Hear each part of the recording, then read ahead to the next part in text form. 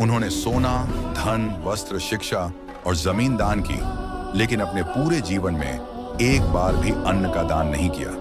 जब कर्ण का अंत समय आया और वह स्वर्ग के द्वार पर पहुंचे, तो यमराज ने उन्हें रोका और कहा, तुमने बहुत पुण्य किए, लेकिन जीवन में कभी भी अन्न का दान नहीं किया।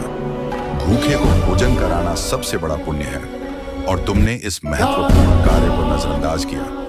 यमराज के इस निर्णय से कर्ण को समझ आया कि अन्न का दान न करना उनके पुण्य कर्मों में एक बड़ी कमी थी। अंत में जब कर्ण को अपनी गलती का एहसास हुआ, तो एक दिन उनके पास एक भूखा व्यक्ति आया और भोजन मांगा।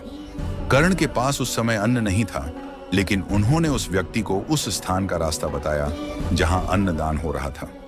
भूखा व्यक्ति वहां पहुंचा, भोजन किया और उसकी भूख मिट गई।